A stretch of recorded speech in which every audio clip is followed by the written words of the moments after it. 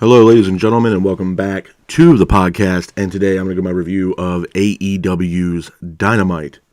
Starting off the evening, we'll go to our first match of the night. It is a Continental Classic tournament matchup. It is Rush versus Swerve. I thought this was a great match, man. Great match to start Dynamite last night. Back and forth matchup between Rush and Swerve, with Rush keeping the pace of the match. Rush hits a devastating pile driver on Swerve for a near fall. Rush and Swerve then both exchange in the middle of the ring, with Swerve hitting a 450 off the top rope for almost a quick fall. Rush quickly kicks out of the pinfall. Swerve then hits a flatliner on Rush, and then Swerve ultimately hits a Swerve stomp off the top rope on Rush. Pins for the 3, and your winner of the match, and now has 12 points in the Continental Classic tournament, is Swerve. Hats off to Swerve for getting the win in that matchup. After that, we see Jericho backstage. Jericho mentions Omega's injury. Jericho also says Omega's out with diverticulitis and that he will be out of AEW indefinitely with this injury. And it looks like the match with Jericho and Omega versus Big Bill and Ricky Starks might be at jeopardy for World's End. Now, the reason why I say that is I'm not sure if Jericho might enlist someone else to help him go after the AEW Tag Team Championships or not. It wasn't like he completely disclosed that information of him not being at World's End. But this whole injury thing with Omega, man, it's crucial. From what I understand, this is a serious thing that Omega was dealing with for quite a while. And it just got to a point where, Omega couldn't deal with it anymore and had to go to the hospital and, found out that he had serious diverticulitis and he's going to be out of AEW indefinitely with this injury. But this was crucial, man. I mean, crucial for not only Omega, but for AEW as well. With everything that's been going on with AEW behind the scenes and, obviously the TV rights and stuff like that, which I will talk about that towards the end of the podcast. But, losing Omega right now is definitely crucial to AEW as of right now. So, again, hopefully Omega gets better. Again, it's sad for Omega and the AEW fans, but I hope and I pray for Omega's, health, and hopefully he gets better and he returns to AEW soon. Moving on from that, we go into our next match of the night. Again, it's another Continental Classic tournament matchup. It is Jay Lethal versus Mark Briscoe. It was a good match. Back and forth matchup between Jay Lethal and Briscoe, with Lethal and Briscoe both exchanging in the middle of the ring. Briscoe was keeping the pace of the match, with Briscoe hitting an elbow drop off the apron to the outside on Lethal. Jay Lethal then gets up, hits an elbow drop of his own off the top rope on Briscoe for a near fall. Briscoe then gets up, hits a Death Valley driver on Jay Lethal. Lethal then gets up, hits a Jay Driller on Mark Briscoe for a near fall, but Mark Briscoe hits a Jay Driller of his own on Jay Lethal. Pins for the 3, and your winner of the match is Mark Briscoe. Hats off to Mark Briscoe for getting the win in this matchup. Moving on from that, we have a Samoa Joe segment. Joe comes down to the ring, grabs a microphone. He mentions Roderick Strong and said that there was a lot of things that Strong was talking about that made sense. Joe also mentions the people being attacked by the Devil's Henchmen. Joe then calls out MJF. MJF comes out to the ring. He mocks Samoa Joe. MJF then says he doesn't trust Joe anymore, especially due to the fact that he was attacked by the Devil's Henchmen backstage. MJF and Joe then get face-to-face, and then MJF and Joe then attack the Devil's Henchmen. They come out to the ring. The lights go out.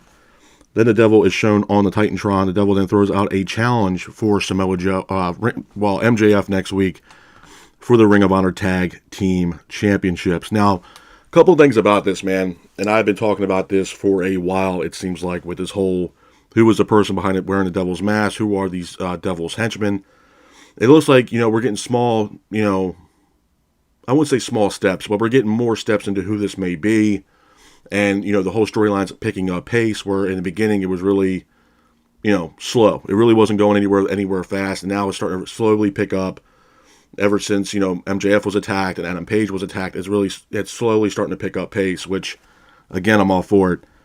A lot of people were actually upset that the person behind the Devil's Mask had challenged MJF for the Ring of Honor Tag Team Championships, and they don't understand why. I think when it comes down to brass tacks, man, I think what the person is doing behind the Devil's Mask is literally taking everything away from MJF, meaning the Ring of Honor Tag Team Championships, the AEW World Championship, taking out some of his friends and stuff like that, and pretty much trying to get everybody against MJF.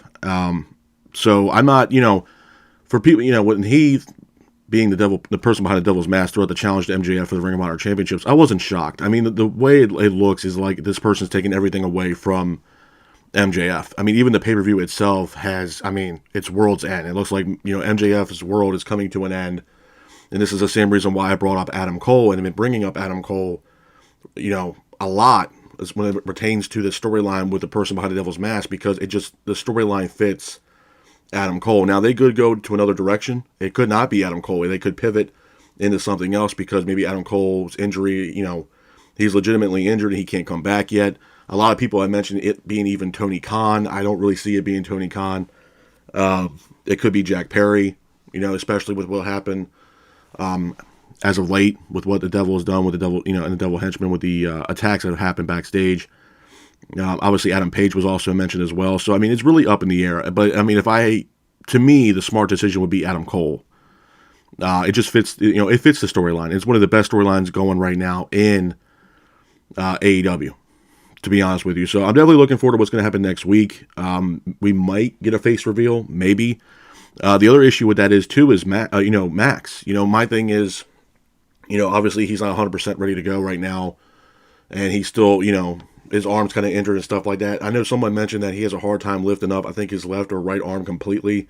So MJF is not 100% healthy right now. So if the match actually does happen next week, it looks like Samoa Joe is going to be doing majority of the work in that match if the match actually goes through. Now, the last time they were going to do this match didn't happen, and all kinds of stuff happened with the Devil and the Devil's Henchman. So I don't know if this match is actually going to go forward and actually have a match, but again, you're taking a chance even with MJF being in the ring right now, with him not being 100%, knowing that he has a match defending the AEW World Championship against Samoa Joe at World's End at the Nassau Coliseum. So, I mean, you're taking a chance. Do I think the match will happen? I will be surprised if it does, to be honest, but definitely looking forward to that next week. Moving on from that, we go into our next match of the night. It is a number one contenders matchup for the AEW Women's Championship. It is Rio versus Saraya. I thought it was a decent match, back and forth matchup between Rio and Saraya, with Rio keeping the pace of the match. Rio, though, ultimately hits the finish on Saraya, pins her for the 3, and your winner of the match and new number one contender to Toni Storm's AEW Women's Championship is Rio. Quickly, I want to say a couple things about this matchup, too. Number one, the biggest takeaway from this match is, why the hell was this even booked? I don't understand it. Saraya really hasn't been doing much as of late. I know she had some issues with Ruby Soho and the whole Outcast thing, and the Outcast seemed like it's no more. Obviously, Toni Storm's doing her own thing, which she's doing phenomenal work right now with the timeless Toni Storm character, which is one of the best things on AEW television right now. Ruby Soho looks like she's no longer being a part of the Outcast as well, so Saraya's kind of on her own. But Saraya, to me, hasn't really been doing much, to be honest. Rio, she just came back into the fold of AEW. Obviously, she had her sights set on Toni Storm. So to me, it just made logical sense to have Rio as a new number one contender off the rip anyway, to go up against Toni Storm. Because why would you bring her back to look like she was challenging Toni Storm for that belt just to put her in a number one contenders match for the belt? It just didn't make logical sense to me. And, we just got an impromptu matchup for no reason. And Rio is now the new number one contender for the AEW Women's Championship, and that match will take place between Rio and Toni Storm at World's End for the AEW Women's Championship, so I'm definitely excited for that one as well. Moving on from that, we go into our next match of the night. Is the Commander versus Roderick Strong. I thought this was a decent match. Back and forth matchup between the Commander and Strong, with Strong keeping the pace of the match. Commander then hits a Phoenix Splash on Strong for a near fall, and then the Commander hits a moonsault, taking out the Kingdom on the outside, but Strong hits the finish on Commander, pins her for the 3, and your winner of the match is Roderick Strong. Hats off to Roderick Strong for getting the win in this matchup. Moving on from that, we go into our main event of AEW's Dynamite. It's another Continental Classic Tournament matchup. It is Jon Moxley versus Jay White. Again, this was a really good matchup. Back and forth matchup between Moxley and Jay White, with Moxley keeping the pace of the match. Moxley hits a pile driver on Jay White in the middle of the ring. Jay White then hits Moxley with a chair shot, with the referee being distracted. Then Jay White goes for a Blade Runner on Moxley, but Moxley counters it with a Paradigm Shift. Moxley then hits a foot stomp on Jay White, but Jay hits a Blade Runner on Jon Moxley, pins it for the 3, and your winner of the match, and now has 12 points in the Continental Classic Tournament, is Jay White. Now, with Jay White winning this matchup against Jon Moxley, it makes things a little bit interesting going into next week. Next week, the semifinal matchup in the Gold League will be Jon Moxley versus Swerve versus Jay White next week, and the winner of that will move on to the finals in the Continental Classic tournament. So it's definitely going to be interesting to see what direction Tony Khan and AEW decide to go when it pertains to this matchup. To me, do I see Jay White winning? No. I don't think Jay White needs to win this matchup. Now, there's a immense amount of mix-up between Jon Moxley and Swerve. To me, Swerve deserves to win this matchup and move on to the finals for the Continental Classic tournament. And the way that I'm looking at it, even from the Blue League, I mean, obviously Bryan Danielson right now is doing really well in the Blue League tournament. I know he has a match this weekend on Collision against Claudio. To me, I think Swerve versus Danielson in the finals makes a good match because there was a little storyline there in the beginning between Swerve and Bryan Danielson, if my memory serves me correct. So, to me, my final prediction for the finals would be Swerve versus Danielson. Now, who wins that match? I don't know. You could go Danielson just because, from what I understand, he has a match against Okada at Wrestle Kingdom. And, I know Okada is becoming a free agent next month. This could also be something that might entice Okada to come over to AEW. I also heard a huge rumor that Okada is possibly working with Barry Bloom, who also has worked with the Young Bucks and Kenny Omega and Adam Page for their contract extension and restructure when they re-signed with the Elite. So, again, that could be something that brings in Okada to AEW. Who knows? I also know that Scott D'Amore and TNA are doing a lot of things. They just signed Kushida, and maybe Okada maybe goes over to TNA. I don't know. But all in all, I'm definitely excited for this triple threat match between Moxley, Swerve, and Jay White next week in the semifinal matchup in the Gold League. But to me, it comes down to Moxley and Swerve, to be honest with you. I don't see Jay White winning that matchup. And right now, there's a lot of steam right now behind Swerve. Last night, the crowd in Oklahoma City was incredible. That was one of the best crowds that I've heard. They were, when Swerve came out in the beginning of the show to have his match against Roosh, man, that crowd erupted. When you saw Prince Nana coming out with the Mogul Embassy, that crowd erupted. So Swerve is immensely over, man. And I have a lot of praise for Swerve. I think Swerve will be future world champion probably sometime 2024. As world champion. He could very well be Continental Classic champion. I don't know, but I can see him being world champion in AEW going into 2024. Speaking of AEW and 2024, there was a lot of news that's been going on as of late the past few weeks with AEW that I kind of wanted to talk to you guys about and let you guys know my opinion about. Number one, obviously, is this TV rights thing that's been going on now for the past 2-3 weeks between AEW and obviously Time Warner and Warner Media. And then you also have, WWE with Monday Night Raw also in talks with Warner Media. Now, I touched bases on this, I think, last week when it pertains to Monday Night Raw possibly joining up with Time Warner and possibly, being on the same network with AEW and vice versa. There's a lot of stuff that's been going on. And even yesterday, man, there was a humongous bomb that dropped yesterday with wrestling news, with it being that, Paramount Plus and Time Warner might actually be merging together here soon. Probably in the next 6 months to a year, most likely, if it does actually happen.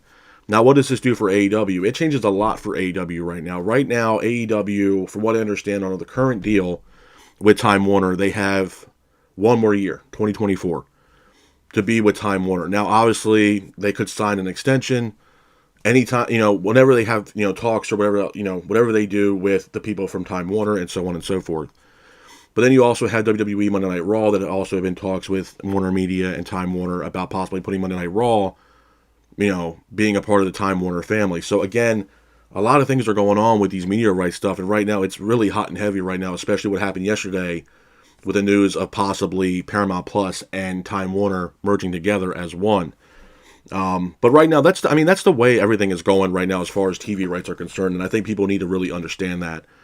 I don't think there's really anything else more to say about this regular old cable anymore. Everything else is going to a streaming platform or a streaming service like HBO Max, Netflix, ESPN Plus, so on and so forth. So that's one of those things that everybody is shooting for right now. And I've said it from day one, especially when AEW and Tony Khan purchased Ring of Honor.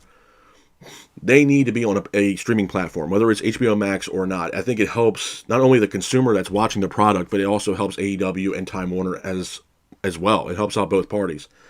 If you are a fan of professional wrestling, and again, that's why we're all here, and I appreciate y'all for being here, it just makes more sense logically and financially just to do it that way. If you do a pay-per-view, I mean, look what WWE's doing right now with their PLEs and being on Peacock, or if you still have the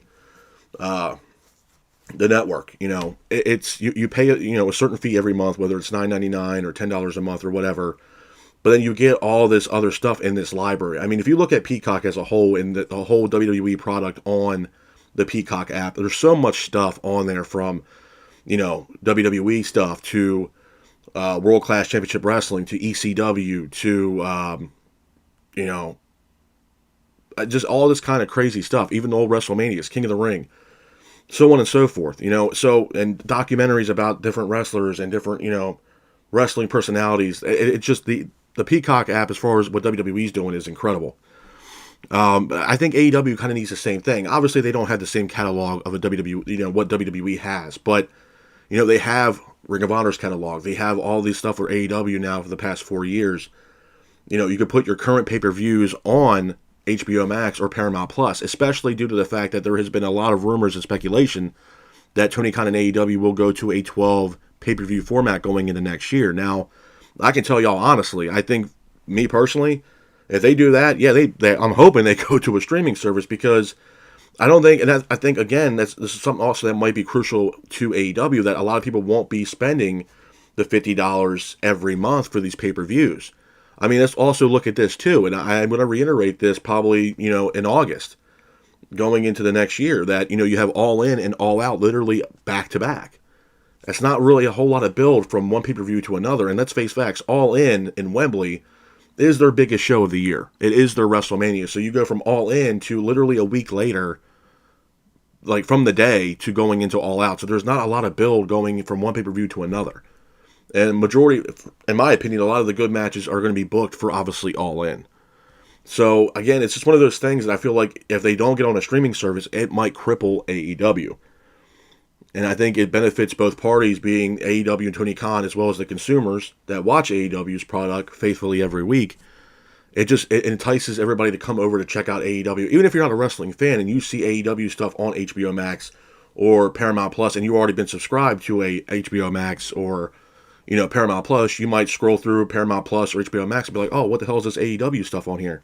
It might entice the consumer to be like, oh, let's check this out.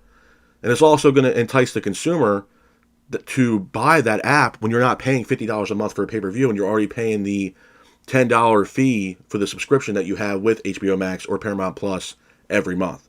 It just works out for both parties, and it gets more eyeballs on the product of AEW or Ring of Honor, if you want to, put both AEW and Ring of Honor on, obviously the same app. The other thing I want to talk about too briefly is Mercedes Moné. And now there was a lot of speculation about Mercedes Moné, again, yesterday. There was a lot of news that came out yesterday with AEW and Mercedes Moné. Mercedes Moné was a hot topic yesterday. Now, if you guys all know who Mercedes Moné is, she's also formerly known as Sasha Banks when she was her tenure in WWE. So let's just, let me just give you guys a background about Sasha Banks if you guys don't know, which I'm pretty sure you guys do. Sasha Banks, former WWE Women's Champion, also wrestled for NXT, former WWE Women's Tag Team Champion with Naomi, and, that whole thing crumbled with the Women's Tag Team division for Sasha Banks and Naomi. Naomi is now wrestling in TNA as Trinity, and Sasha Banks has been on, or Mercedes, if you will, is wrestling over in Japan as of right now. So we got to the background right there about, of Sasha Banks. Where we're at right now, and from what I found out yesterday, AEW was trying to bring in Sasha Banks or Mercedes Moné into AEW. That was the original plan. Now, and the reason why I'm saying this is because you've seen Sasha Banks at All In. Now, she wasn't obviously wrestling. She was in the crowd at Wembley. And she has been mentioned with AEW a little bit. So it looks like there was a plan initially to have Tony Khan bring in Mercedes Moné. There was also a rumor that, Tony Khan and AEW were going to bring in Mercedes Moné when they had the Blood and Guts pay-per-view at the TD Garden. Obviously, that looks like it's not going to happen. Now, the reason why I'm saying that's not going to happen is because the news that came out yesterday. From what I understand and what people have told me personally, that it wasn't a money issue, I believe, with AEW. I think it was more of a creative issue, and the reason why it looks like Sasha Banks may not go to AEW. I'm not saying that she won't. I'm just making it abundantly clear. I'm not saying that Sasha Banks won't show up in AEW, but as of right now, where we stand today, that might not happen. As of right now. The other issue is Sasha possibly returning to WWE. That might have came to a stalemate after what I found out yesterday. Now, Charlotte Flair has a lot to do with this, and the reason why I'm bringing Charlotte Flair into this whole situation is because Charlotte Flair, currently is injured right now with a torn ACL, I believe, and she's going to be out for the next 8 or 9 months. Now, during this time that she was injured, she signed a contract extension with WWE, and from what I understand, I don't know the numbers exactly of what she's getting, but from what I understand, it's something that she's going to be with WWE for a very long time and probably retire in WWE, and she's making a substantial amount of money within WWE, and what, Endeavor's doing with WWE, she's making a substantial amount of money. I think it's actually, from what I've read, it's the most money that any woman has ever made working under the WWE umbrella, which to me sounds like a lot of money. Well, Sasha Banks was in talks of going back to WWE, but the issue that we're having right now, currently with Sasha Banks returning to WWE, is that she wants more money than what Charlotte Flair has gotten. And that might be an issue. That might be a severe issue on her not coming back to WWE. Now, again, I don't know the specifics of how much Charlotte is getting in that contract extension. The only thing I can say and assume is that it's a substantial amount of money and some quality years on that contract extension that's going to keep Charlotte Flair with WWE and probably up until she retires. That's just from what I found out. Sasha wanting to come back and make more money than Charlotte Flair. Do I believe she deserves that money? Absolutely. I think Sasha Banks or Mercedes Moné deserves that money because she is one of the top female athletes in professional wrestling, one of the best female wrestlers, one of the best wrestlers in the world, period. But I can see Triple H, maybe Endeavor, probably not doing that, considering the issues that Sasha Banks had, or Mercedes Moné had in WWE in her past tenure before she had left and went over to Japan. I don't know the relationship between her and WWE as of right now. That I don't know. Now, if it's money, and clearly this is a money situation, if I was Triple H and Nick Khan and Endeavor, I would throw her whatever she wants. Considering the type of talent that she is. She's a household name, and people are going to lose their mind to see Sasha Banks return to WWE just like they did when CM Punk returned to WWE. But again, she's asking for a substantial amount of money, and I don't know if WWE is going to deliver on that money to Mercedes Moné, and that might cause a problem with her return to WWE. I just thought that was kind of interesting with the news yesterday with Sasha Banks. But, again, man, there's a lot of things that are going on right now. The other biggest thing, too, is the current WWE free agents right now that, as of today, as of midnight last night, are able to sign wherever they want and work wherever they want starting today. So I started rolling through some of the names. I don't know all the names, but I know some of the names that were free agents from WWE that are current free agents right now that are able to work wherever and where I might see them go. I know Dana Brooke is a free agent. To me, if I'm being honest, I think Dana Brooke, if she decides to continue wrestling and she gets the opportunity to wrestle again, I think she would fit perfectly over in TNA. Just based upon what they've done with Trinity and stuff like that, and the women's roster over there is, to me, solid. I think it would benefit Dana Brooke to go over to TNA if Scott D'Amore gives her an opportunity. Now, I know Scott D'Amore had recently said that they have a humongous signing coming into AEW to TNA that's going to be the biggest signing of TNA of all time. Who knows who that may be? It might very much be Mercedes Moné. It might be that Scott D'Amore pulled a wild card and somehow brought in Mercedes Moné into TNA for maybe a couple months or a year and have her, team back up with her friend Trinity, who's currently on the TNA roster. That, again, could possibly well happen.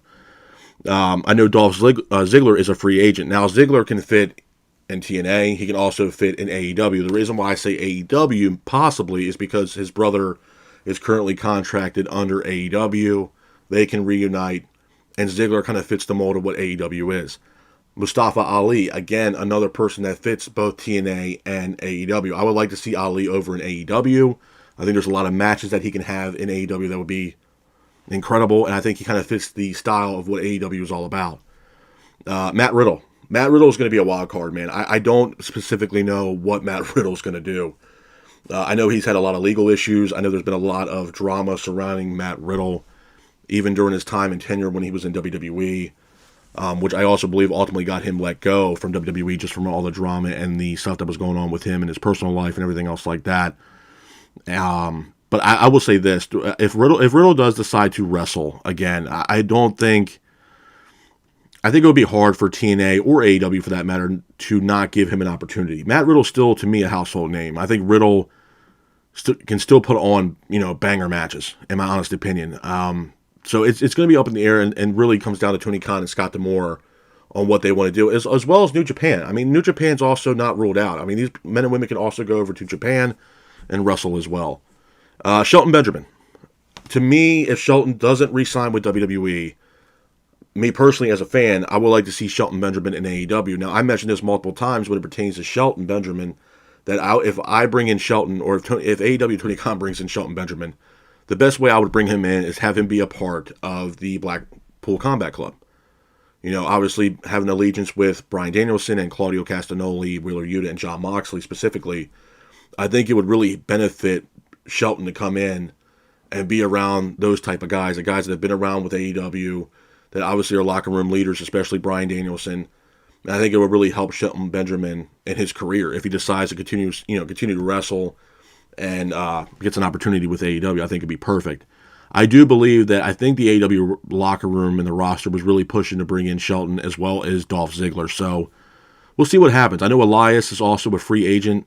Again, it can go either way. He can go to TNA. He can go to AEW. It's really up to Elias and obviously, Scott D'Amore and Tony Khan if they decide to bring in Elias to wrestle. But, again, it's exciting stuff. Collision this weekend looks incredible. You got Bryan Danielson versus Claudio Castagnoli, Eddie Kingston versus Andrade as well.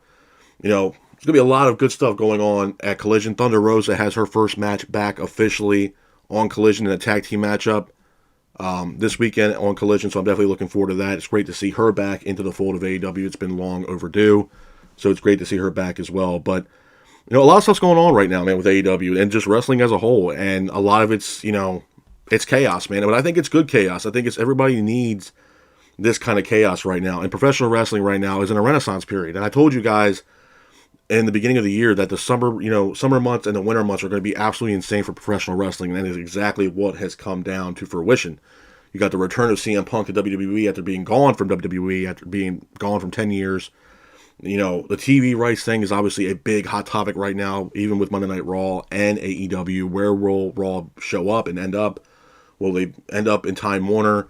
Will AEW no longer have their TV deal after next year? I mean, there's a lot of things to think about and contemplate about both companies over the next year. You got Okada being a free agent in January. Mercedes Moné is a current free agent. Where will she end up? Will she actually be able to go over to WWE and they will pay her what she wants? Will she show up in AEW? I don't know. Or will she show up in TNA? And this was what Scott D'Amore and TNA were talking about with this humongous signing that they were going to bring in that's going to change the world, if you will, in professional wrestling and be the biggest signing in TNA history. So again, is it Mercedes Moné joining Trinity in TNA wrestling, which would be absolutely insane if Scott D'Amore and TNA can pull that off and bring her in to TNA. It would be absolutely incredible. But all in all, man, it was a solid night for Dynamite last night, man. Again, the Continental Classic and, the person behind the Devil's Mask is probably the two best things right now going on in AEW, in my honest opinion. But I will also say this in closing, man. I know Tony Khan has been giving a lot of people a lot of flack here lately and getting, annoyed and pissed off with people when they're like, oh, well, AEW needs a reset. Look, for what it's worth, I'm going to say the same damn thing. AEW needs to have a hard reset after World's End. I think he needs to contemplate that, or at least give it a solid, hard think about it, because things need to change, man. I mean, obviously, and I told you guys this, I think it was last week or the week before that not that the product's getting stale, but there needs to be some change. You can't keep doing the same shit every single week. And to me, Collision right now is severely hurting. Collision is nothing what it was in the beginning when CM Punk was there. And obviously, like I told you guys, that show was built around CM Punk. And now that he's no longer employed with AEW, Collision's hurting bad. I mean, obviously, yes, they have really good matches, this weekend. And if not for the Continental Classic, Collision wouldn't be doing shit, to be honest with you. So, to me, I would do a hard roster split. I would contemplate doing a draft or splitting the roster and putting half the roster on Collision and half the roster on Dynamite. Absolutely. But again, it's one of those things where Tony Khan needs to, you need to think about that stuff, man. You can't, I feel like, with all due respect to Tony Khan, and I do mean all due respect when I say this, I kind of feel like he's one of those kind of people that are just being stingy. Where, this is his and he's going to do whatever the hell he wants with it, whether it's good or bad. And no matter what, people are always going to watch the product or he's always going to have that TV deal. That might not happen. So Time Warner, again, might not want to do business with AEW, might not want to do business with Tony Khan. I mean, they can look at the fact that Collision's not doing so well. They can also look at the fact that Rampage has continuously done nothing to the product. It's done nothing. There's no storylines being built on Rampage. It does nothing at all. So, again, this can also be something where maybe AEW, or at least Tony Khan, might be self-sabotaging his own company because he's being stingy. Just trying to be self-reliant, and he's not being, you could say he's being self-reliant, but it's really not, because it's not benefiting him and the company when you can't fill an arena. You can't sell tickets. You can't, you know what I mean? It's not, I understand it's his company, but I also understand the fact that the fans want something different. And not for nothing, I mean, the entire mission statement for AEW was, we're here, we're the alternative. Well, not for nothing, WWE is the alternative right now. WWE right now is the new shiny toy that came in the box, and AEW has been the same toy everybody's been playing with for the past 5 years, or 4 years. And it's not it's still the same damn thing. WWE right now is red hot right now. And what they're doing right now, bringing CM Punk in, WrestleMania season this year is going to be absolutely insane. I mean, WWE right now, for what it's worth, especially Raw and if not SmackDown, are must-see TV right now, especially with CM Punk being on Monday Night Raw and bringing back Randy Orton from injury and him being on SmackDown. It's must-see television right now. And AEW as a whole right now is just not must-see television. And like I told you guys, at the end of the day, the two biggest things right now going on for AEW that kind of keeps them above water, if you will, is the person behind the Devil's Mask and this Continental Classic tournament. If we didn't have the person behind the Devil's Mask in this Continental Classic tournament, AEW would be in deep shit, man. I'm just being honest. I don't want the company to fall. I don't want the company to die. I mentioned this last week. There is no tribalism. The reason why I cover AEW is because I like the brand. I'm a fan. And yeah, I also cover different things for WWE, like King of the Ring and WrestleManias and WCW stuff. But I was a fan of AEW. I wanted to see what the alternative was all about, and I was invested. Now, if you guys were here from day one, I wasn't even covering AEW or Monday Night Raw and SmackDown. The first company that was actually covering, if you guys were actually here, in my early days of doing this podcast, I was covering NWA Power stuff. I was covering NWA Power, and I believe it was NWA Carneyland was one of their pay-per-views.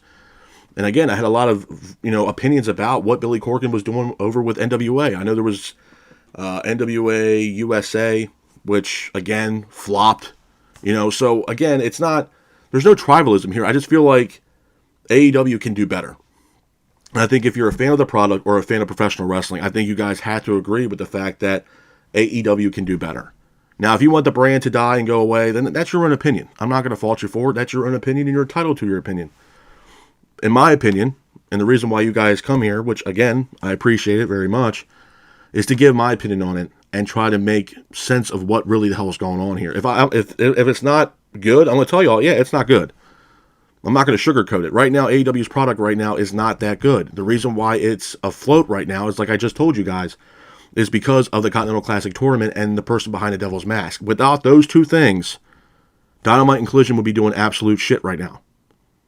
To be honest with you, it wouldn't mean a damn thing at all, because you're not building storylines for anything else.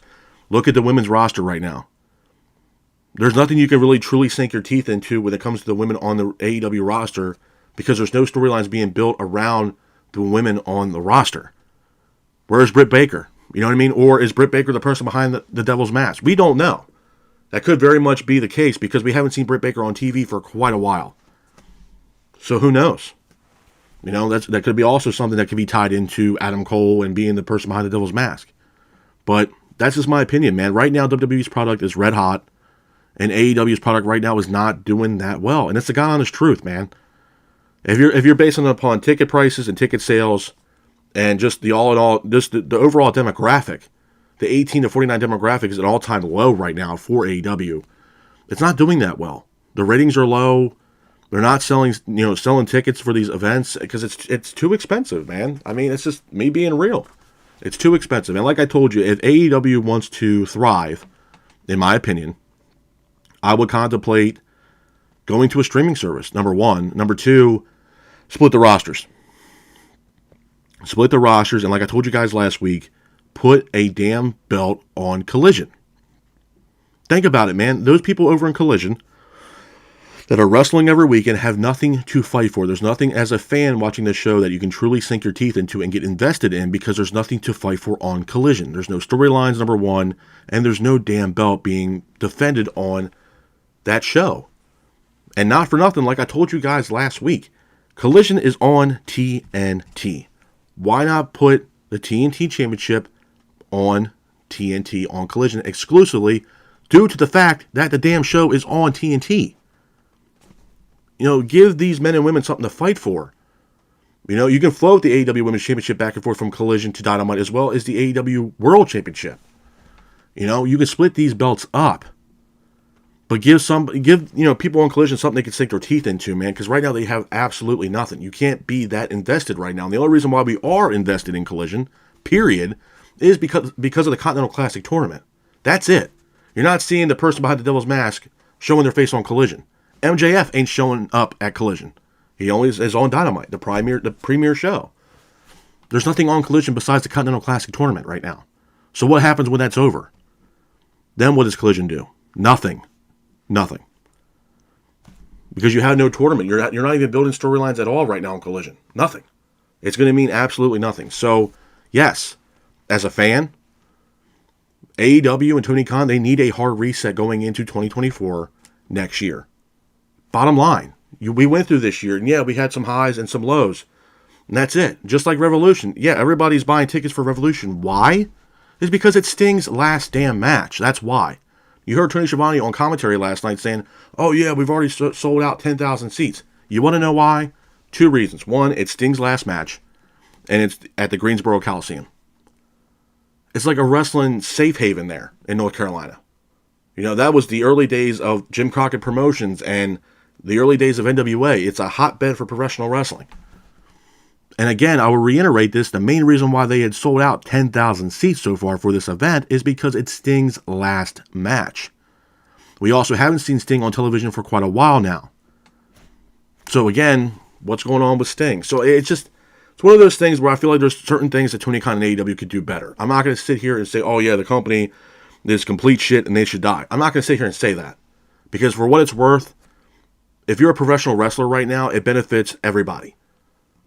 Maybe there's some people that don't want to watch WWE anymore and just want to watch AEW or vice versa. Also, the current talent that is on Raw and SmackDown or on AEW that become free agents, they have an opportunity to find other places for employment so they can work and get work.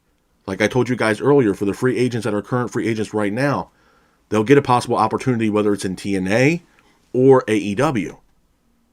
And it benefits both parties. I mean, for example, AEW on Collision, you can see Matt Riddle. Place will erupt, or you can see Dolph Ziggler, or Shelton Benjamin, or Mustafa Ali. TNA, same thing. I mean, it benefits all parties involved.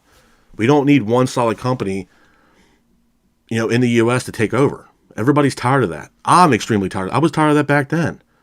I was a huge fan of WWE and what they were doing. I'm still a fan of WWE, even though I don't cover it. But you can't be a wrestling fan and not like WWE. That's just period. That's just the way it is. But it was the only show in town at that time. And then obviously we had TNA, and then we had, years later we had AEW, but it just makes for better television. And I told you guys last week, one of the most specific things I said last week, competition breeds success. And right now, WWE needs competition, AEW needs competition, and TNA needs competition. Competition breeds success. And right now, what all three shows are doing, They all have their own individual success right now. Scott D'Amore and TNA are doing great things. They have a big signing coming in very soon. WWE has CM Punk again, and Randy Orton's back. They're doing great things over in WWE with Raw and SmackDown. Obviously everybody's anticipating WrestleMania season this year. It's going to be incredible. AEW, who's the person behind the Devil's Mask? Who will win the Continental Classic tournament, and who will become the new Continental Championship champion for AEW? It's all exciting stuff, but there's certain things that need to be having a reset, and AEW needs a reset and fix some things as well as WWE and TNA. And hopefully by going into the new year, 2024, us fans actually get to see this change come to fruition, and I'm hoping and praying that we do, especially when it pertains to AEW. With that being said, though, this is my review of AEW's Dynamite. I hope you guys are out there staying safe, be careful, and remember, stay classic. Peace.